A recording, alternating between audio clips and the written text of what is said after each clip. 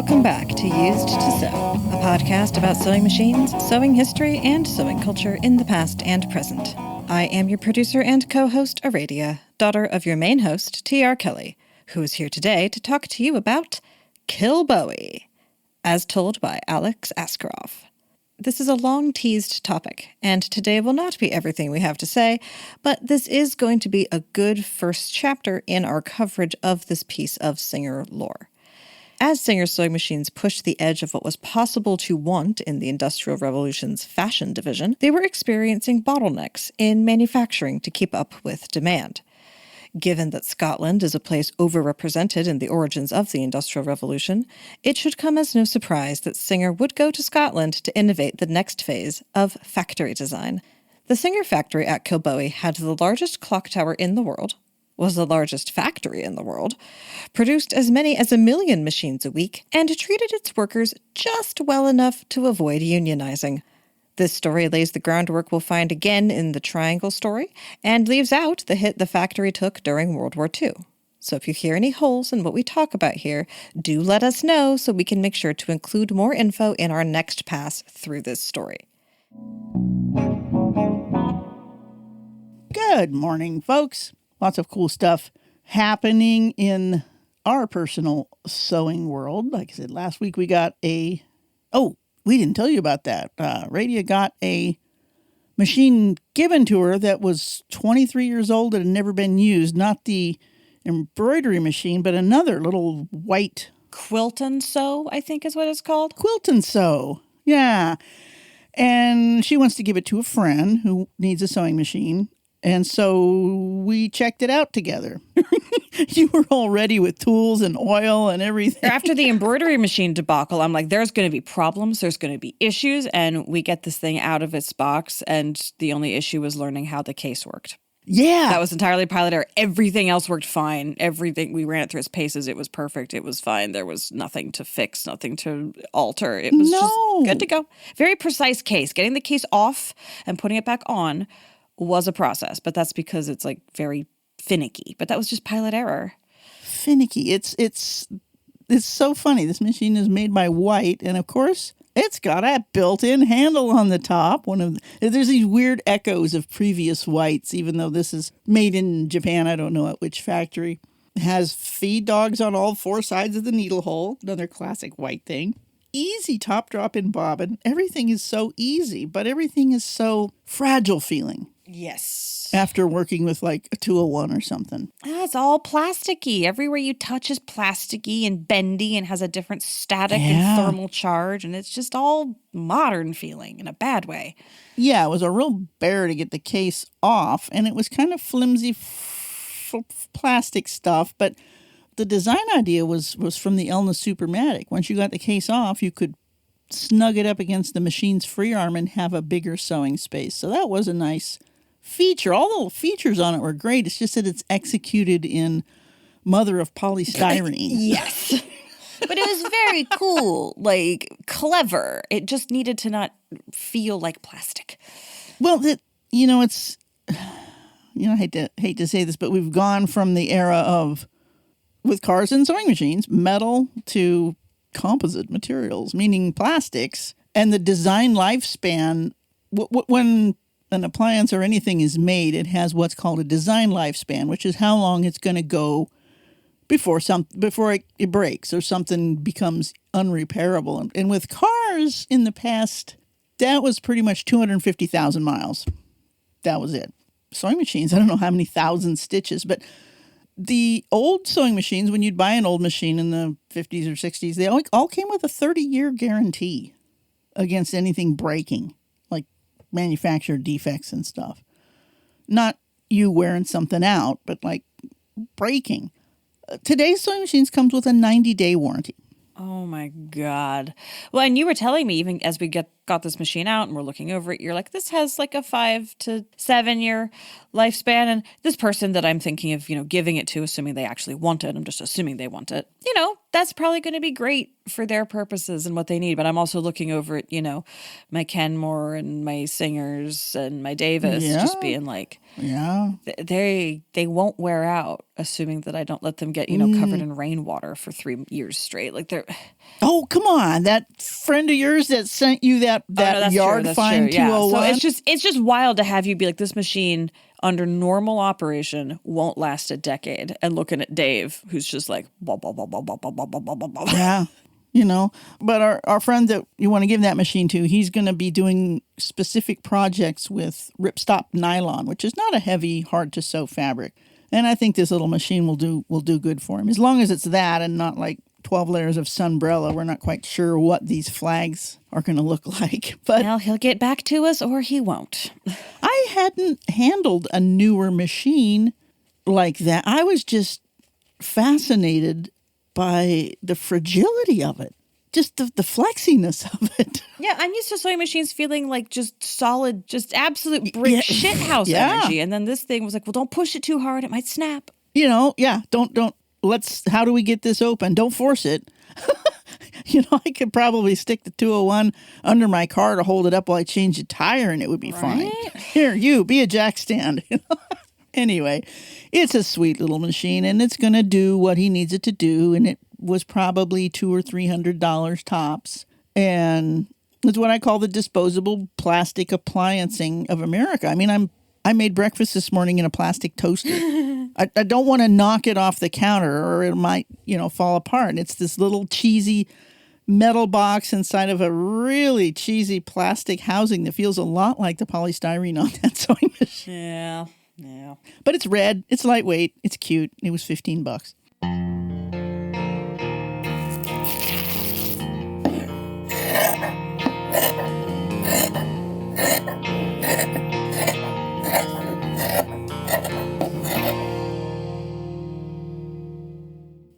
That leads us into today's topic, which is the rise and fall of Singer manufacturing in Britain. Now, how does that relate? Well, the rise was, wow, we're making this thing and everybody wants it and it's really cool and we're going to build them to last. And the fall was, well, we're going to build cheaper ones and knock you guys right out of business. Neener. Yeah, that sounds about on track. So this is a little pamphlet-y kind of book. It's how many pages? Maybe 12? But there's pictures and all the information is super good. And the best thing is this is by Alex Askaroff. Does he say Askarov or Askaroff? I'm not sure. Anyway, he's Mr. Sewing Machine over in the UK. And he's written lots of these neat little books about different parts of sewing machines in Britain, specifically Singer. But he knows a lot about all the European machines. His videos are charming, too. Look him up online. I think his website is Sews a Lot. I'll have to look that up. So anyway, I know we want to get to that Kilbowie movie at some point, Birth of the Sewing Machine. We want to edit that down and voice over it a little better. But this kind of going to give us Kilbowie. Okay, so what is Kilbowie? Introduction. The seeds of industry. Ooh. The seeds of the Industrial Revolution have been growing slowly since medieval times here in Britain. When they did finally take hold, the changes were profound and dramatic. In a few years, the kingdom went from horse and cart to steel and iron, smoke and furnace, from working the land to mills, prickling the sky like an overfilled pincushion. Wow, that's pretty cool. I like that visual. Yeah. Great names would soon be registered into the industrial history books of the world, from John Kay and his flying shuttle to Eli Whitney and his cotton gin. Remember that? None of the changes were more intense than in the small village of Kilbowie in Scotland. It transformed from wild open land into one of the mightiest factories on earth. The cotton mills had perfected the mass production of fabrics. The population needed a method to join that fabric quicker than by hand. A handmade dress could take weeks of precious time, and when people were working 70 hours, 6 days a week, that was hardly possible. They were working in the mills. Right. The result was that most of the population, except the wealthy elite, looked similarly drab in mundane working clothes with perhaps a change for Sunday church. This is true in the Americas, too. I remember the Little House on the Prairie. They had one dress for every day, one dress for church, and then maybe an old, worn-out one for dirty chores. All that changed in 1851 when Isaac Singer brought onto the market the first practical sewing machine in history. Remember, he didn't invent it, but he came up with the role, put all the pieces together. Now, I'm adding to some of Alex's junk here. He had combined all the ideas that had gone before to make a machine that actually worked. By the 1870s, the humble sewing machine had become the most wanted item on the planet. Yeah, I can dig that. Why? Because with it, anyone could pop down to their local market on Saturday and wear a new dress to church on Sunday. Cheap material and the sewing machine meant that beautiful clothes were no longer the sole domain of the upper classes. Now your skill and investment in the hobby can actually count as fashion. Yeah. For the first time in human history, personal expression in everyday clothing was being demonstrated by the working class. Right now you can come up with your own look. Right. You actually have the ability to mix and match to a much higher degree than just like gloves and earrings or whatever. Yeah. How could this be possible? It was possible because behind the scenes, great factories had grown to supply sewing machines to meet the insatiable demand to join fabric, make needle go fast. Yep. The biggest and best factory was Kilbowie at Clydebank in Scotland, a vast and magical monster consuming raw steel and wood at one end and churning out mechanical marvels at the other. The simple ability of joining cloth quickly had changed the world in the most dramatic way imaginable.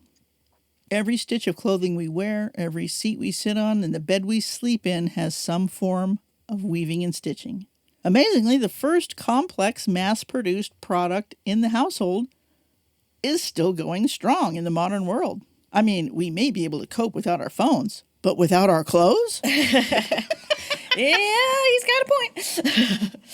Okay, so then he says, let's look at how Singer came to Britain and the spectacular rise and fall of Singer sewing machines. Okay, it's not the Roman Empire, but his writing's pretty dramatic here. He's definitely cut from the same cloth as you in terms of understanding how central sewing machines are to the everything about everything. Oh, yeah. I mean, yeah, he's Alex is the man here. And so you said Kilbowie on Clydebank. That's the river, I'm assuming? Kilbowie's the town and the river is Clyde. Mm-hmm. Right. So that's, like in England, they'll say stuff like Clacton on Thames. Gotcha. Yeah, okay. Right? So Clydebank is like that. The bank of the Clyde. Kilbowie, Clydebank. Yeah, the bank of River Clyde.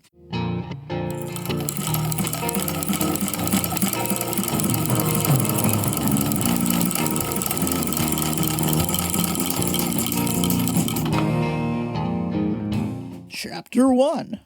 Forging metal has been a skill shared by people and culture for millennia. In the 1850s, the United States, as the fires of Civil War rumbled even closer, Isaac Singer and his business partner Edward Clark had taken that forging skill and turned it into an art form. They went on to bring us the first exceptional sewing machine in the world, the Singer Model A. They also used cutting-edge technologies to build factories, marching ever forward to become the largest multinational sewing machine company the world had ever seen. Well, the hyperbole is thick here. I love it. Yeah, I can see him waving his arms and pacing, you know? Oh, yeah. He has a huge beard. Oh, yeah, too. that fits. Singer. That fits. And Edward Clark has the under-chin Amish beard here. Picture him, too. Okay, now, after the war, by 1865, Civil War's over, as the final weapons of war in America fell silent, Singer and Clark were ushering in mechanization on a global scale. They had also done it again, designing and building another amazing sewing machine. This was the one. It would become a universal success, the fabulous Singer New Family Model 12. It would change the lives of millions and usher in a new era of mass production. The factories needed to build this beauty would spread first across America and then Europe. Starting in Mott Street, New York, then expanding to Elizabethport, New Jersey in 1872. Now, that was the big factory. Okay. The new factories included all the infrastructure, railways, docks, warehousing, and even container ships, back then. Little dinky things compared to what we have now. But yeah, sure. Well, it would be container ships back then were big wooden crates, and they were pulled into the ship bellies by teams of mules and guys called stevedores. That was the dock workers. I don't know why they got that name. Because it was Steve, and he was holding the door, obviously. There's the ship. Singer would go on to invest millions building factories around the world, from Cairo, Illinois to St. Petersburg, Russia, Monza in Italy, Wittenberg in Germany, Bonnières on the River Seine not far from Paris, Brazil, and many more. The biggest of them all was at Kilbowie in Scotland. The special machines that built the sewing machines, which were shipped from Elizabethport, so Kilbowie's machines their factory machines came from the U.S. And they were so precise that for the first time, this is big, parts from any factory could be shipped to another and would integrate perfectly with the sewing machines that were being produced there. Oh, that is a huge step in the history of standardization.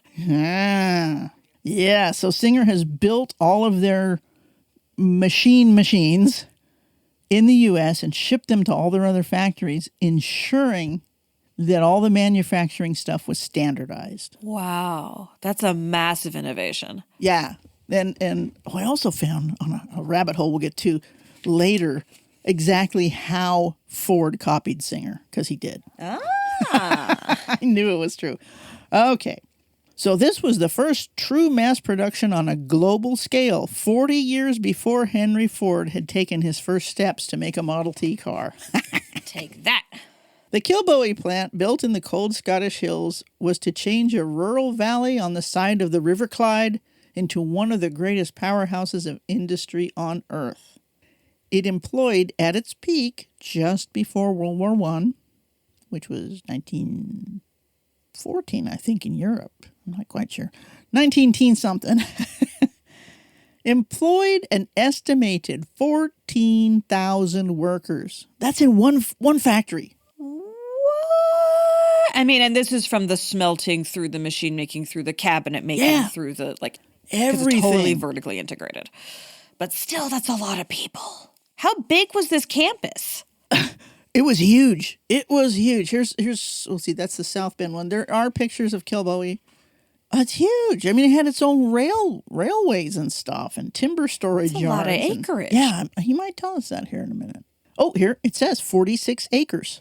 Yeah, okay, yeah, I would have guessed it couldn't have been less than 50, so I'm satisfied I was in the ballpark. Yeah, look at all these buildings are 1, 2, 3, 4, like 5 and 6 story tall buildings too. Okay. Mighty Kilbowie spread along the curving banks of the Clyde Canal and became the pulsing heart of the Singer Empire. Raw pig iron went in one end, and precision-built engineering masterpieces poured out the other. Eventually, by sea and rail, plane and road, they traveled across the globe to eager customers waiting with open arms.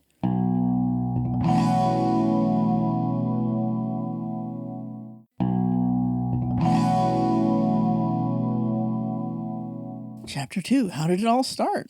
The Singer Company had been on a boom after Edward Clark had cleverly devised the first ever official hire purchase, layaway, part payment, or installment plan, allowing anybody that wanted a machine to buy a Singer.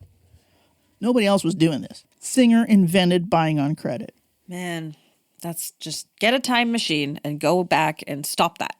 The call for their machines that cost about a year's wage was growing at an astronomical rate. Keeping up with this demand from all the 4 corners of the world was a major problem. Too many people want our product. We don't want to disappoint our customers. You snooze, you lose. The original idea of factories in Europe was simply to overcome the large costs of shipping heavy cast iron machines from America and to get around any import levies or duties imposed by the European powers. The other reason Singer chose Scotland was to get around patents that were in force in England at the time. Oh. I didn't know that. So the patent wars hopped the pond too, along with everything else. Uh-huh. Right? Because this is still 1860s. The patents didn't run out till the 1875 or so. Okay, in 1866, Edward Clark's cousin had been sent on a European tour to seek out new areas for factories. And so he went around and looked and looked and looked. And so in the 1860s, 70s, and 80s, Singer was running several smaller sites in Scotland already, based around Glasgow. Then he names what all these were. But they decided the plan was simple. Integrate all these smaller plants into one perfect sewing machine manufactory, capable of expanding with the market, right? Because we're still early in the whole sewing machine. Like, everybody still wants one. Right, we're at that sharp corner of the hockey stick graph. Right, we can't keep up with the demand. More, faster, faster, faster. Bigger, better, foamier, more scented. The factory needed as many natural resources as possible, and Kilbowie offered these in abundance. Coal, steel, and seemingly endless forests for the cabinet makers to craft the wooden shells of the sewing machines. At Kilbowie, craftsmen would perfect the steam bending of wood to create the first domed lids for the sewing machine. So the little domey curved lids. I've seen that machine. It's really cool. The thing that bends it. Okay, then he goes on poetically about other cool stuff about Kilbowie. Okay, so the ground was broke for the factory in 1882. This is definitely peak sewing machine time. And also, he's not building on pre-existing manufacturing. He's starting completely from scratch, breaking ground. He's not trying to scale up something that's already been around for decades. No. Brand new. They had the 3 factories scattered around Scotland, and they said, okay, let's just combine all this stuff. This moving things around costs money and time. We need to make this an efficient thing here. 780 automated machines cut and made the screws, nuts, and bolts. 180 machines would make just needles. Huge tubs of whale oil would quench and harden hot steel shafts. Every facet of production would be handled in one massive plant. 57 separate departments, 2 million square feet of factory floor. Some workers found themselves walking up to 20 miles a day around the gargantuan plant. Remember, bicycles have not been invented yet. Well, that sounds like they need to get on that. You know, when I've been on big factory tours, bicycles, even at Hoover Dam, I went down into the room at Hoover Dam, they had 3 tricycles like the ones I ride. Guys riding around taking stuff. That makes a lot of sense, actually. So now, back to the Singer Model 12. Remember, they had just invented the Model 12. It's a beautiful machine. It's a low arm. As the Singer Model 12 went into production, a population boom was to follow as farmers' sons left the hard toil of the land for the heavy thumping of anvils and pouring of molten iron. So all the boys in the country are like, "Hey there, let's go take a job at Kilbowie and make sewing machines, lad. Oi, aye." Well, it probably pays better than whatever they were doing before, because now you're looking for a highly efficient, trained workforce. Like, you're going to need to incentivize that sort of thing. Yeah. Scottish people are naturally dour and hardworking. I know this. I'm like a large percentage Scottish. Okay. So they're like, hey, let's get out. Let's not be doing the sheep now. Let's take our haggis and go. I'm sorry for all my Scottish listeners, all 3 of you. Send me a haggis. We'll talk. So classic rural moving to the city for better job opportunities, and the sewing machine being a whole new product and the whole world's excited about it. Yeah, to heck with sheep farming. Let's go to work. Right. I mean, this is like aerospace now. Like, this is like the hot new shit. If you want to be like a technical, highly trained, highly paid craftsperson, yeah, farming oats and sheep is not it. Building rockets, or in this case, sewing machines, is. Yeah. Let's jump right on that. I mean, the Industrial Revolution, James Watt, the father of steam engine, he's a Scotsman. So lots of industrial stuff came from there. Okay, the Singer models 13, 15, and 17 soon followed, all for the first time with the Singer name on the arm of the machine. So Singer Model 15 went on to become the best-selling and most copied sewing machine of all time. taking us back to the clone. Yeah, I'm like 15. I remember 15. I know that one. Oh, and here's one. Now, I've only seen one of these, and I just ran across one the other day. Okay, Chapter 3, Mother of Pearl Sewing Machines. The Kilbowie plant would not only have the latest machinery inside, but was protected by fireproof walls of brick, iron, and steel, and incorporated a full sprinkler system. That's pretty advanced for that time. Well, if you're going to be casting iron, you might want to have some fire protection there, right?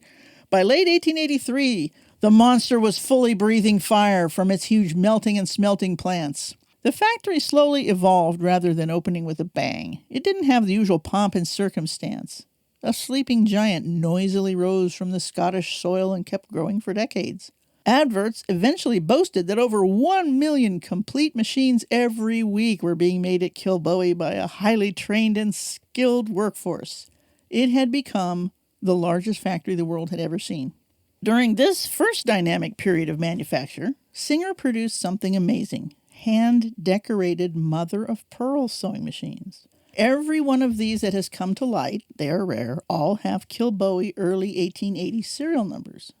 Speculation is that there were a handful of these machines made for local dignitaries to show just how special the Kilbowie plants were. They were all possibly made by one individual, a specialist in pearl inlay and decoration. Wow. I've seen a few pictures of these things, and they're... I bet one got sent to the queen, you know? Yeah, definitely. I mean, to her staff, but I'm sure that one was sent off to all kinds of extremely fancy people, especially the queen. Oh, yeah. In a time of deprivation and mistreatment of workers in Britain by the ruling elite, Kilbowie broke the mold. While Singer paid an average wage, the way they looked after their huge staff was far from the norm of the day. They had their own cooks, their own playing fields and sports teams, clubs and entertainment halls. All in all, a marvel beyond all description to keep the workforce content, which in turn allowed Singer to feed the ever-hungry demand for its sewing machines. But they had health care, too. But they had like a whole on-site nurse's office and everything. Oh, I'm sure, yeah. A strike by women in 1911 brought even more benefits, like social clubs, dance halls, and even beauty pageants. Wow. So like we're going for like factory town almost. Company town. But the reason Singer did all this stuff was why? To keep the workforce happy, coherent, and compliant? And ununionized. That was compliant, is ununionized. They are happy with the status quo. They will not change. Okay. Yeah, union organization was the labor wars of this time. Oh, right. Of course, if I think about larger labor history. Right. Yeah. Yes. So Singer never did unionize. And if there's some stories about how they blacklisted and fired people and all that, but they tried to keep them from wanting to unionize, paid the same wage, but gave all these other things. Well, isn't one of Alex's other books titled Singer, the First Capitalist? So that totally makes sense, being a union-busting bastard. Yeah, there's a lot of books about how basically Singer Company started American capitalism. At the Kilbowie factory, it was not uncommon for 3 generations of the same family to work side by side, passing down knowledge and skills to each new generation of workers. That reminds me of like steel workers in the U.S. Yeah. Or railroaders. Yeah. Kilbowie would survive 2 world wars, but not the ever-creeping expansion of throwaway plastic from emerging economies. The last sewing machine came off the assembly line in June of 1980. 1980. Wow. Yeah. The largest clock tower in the world, which once summoned the whole valley to work, was dismantled in front of the eyes of the remaining workforce. Many cried. Some of it was melted down and sold as souvenir ashtrays and other bits of tourist tat. Oh, how the mighty fall. Oh, the mechanics of the clock were scuttled away to America, never to be seen again. Late in 1980, the great factory finally closed its doors. It was abandoned and then demolished. Also, the loss of the shipbuilding industry in Kilbowie. With the closure of Singer, Clydebank became a ghost town. Damn, so it went from sleepy little hamlet to booming industrial center of the world to ghost town. Wow. Now, they have a Singer museum there that way back before the internet, I actually wrote to them, and they sent all kinds of postcards and cool stuff. They have a Singer museum in Clydebank. But it kind of reminds me of like some of the American stories, like now Detroit used to be the auto industry, and it's a ghost town. I mean, right, people still live there, but compared to what it was, it's a ghost town. Yeah. It's a ghost town. And not like a mining town in the Southwest where it's just a hole in the ground with some wooden shacks. This is like an industrial ghost town. There's a lot of stuff left. Yeah.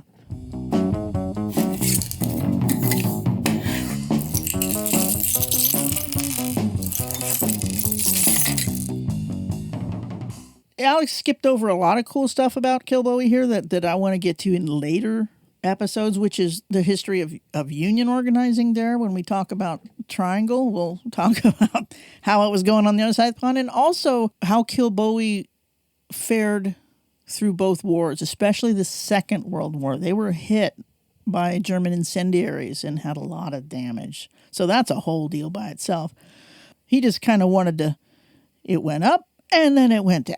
But there's so much more history in it. Also with the Elizabethport factory, which I think part of it is still standing. A lot of it has been knocked down, but there's a big brick wall that faces the water where the ships came in that still says Singer in great big letters and stuff.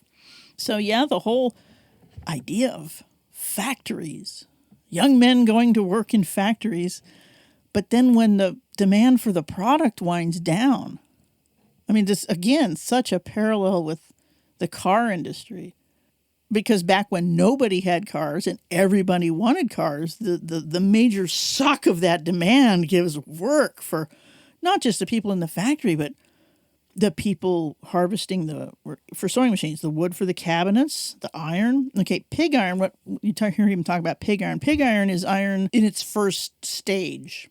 It's been turned from ore into little bricks. Gotcha. Pigs, they're called pigs. They're little pigs because they're ingots, and they're about pig size. Okay, sure. So those would get shipped to the factory. Scotland had quite an iron. The whole UK has tons of coal and stuff like that. Yeah, if you have coal, then people want to melt things where the coal is. So I don't know if they had iron over there or if they were importing the pig iron from the US. But then they would take that pig iron and put it in the furnaces and melt it down into cast iron, and then further refining it into steel. I don't quite know all the metallurgical stuff, but there are many different grades of metal in a sewing machine. Right. From the really good steel stuff to just the rough cast stuff. So another rabbit hole people could get into. What kind of metal is that? You know? But yeah, we talked about in the cabinet episode, we talked about the vast forests. Now, I know Scotland didn't have that many forests. They must have imported some of their wood from the U.S., where Singer had their own forests and stuff. And then I look online, hey, I found this in the barn. Is it worth anything? And it's an old Singer from 1890 with a Kilbowie serial number. And you look at this poor, rusted, flaked veneer falling apart, and it's like, wow. In 150 years... people are looking at this thing and they can recognize this is a really awesome quality thing, and it looks so old and so awesome, it must be worth something. But then you tell them those were made in the literal multiple millions. There's not a shortage of them. If you want one, just look at Facebook Marketplace for about a week. You'll see free ones. Not that they might work or not, but I mean, you don't have to pay money to get a vintage sewing machine. The best place to get a free vintage sewing machine is on Facebook Marketplace, because people are like, I want this out of my garage. It's old. Then there's the person that says, oh, I found this in my garage. I know what I got. $1,000. That's one of those hand-inlaid mother-of-pearl magic ones. Oh, well, if you had that, I did have a Singer Model 12, but all of the decals were worn off, but there was a tiny little rosette of mother of pearl right in the middle of the bed. It wasn't fully decorated, but there was a rosette of it. It's like, oh, wow. But the fully decorated ones, they kind of look like super fancy mandolins or something, because I can imagine that. Yeah. Well, don't sew on that. Oh my God, right? Yeah, I don't know any of my collector friends that have anything like that. Mike posted a cool VS2 the other day that was actually from our sewing machine show that we did at Valley River Center, 15 years ago? I said, do you still have that? No. Damn. Well, good for him not still having it after all that time. I just really like long shuttles.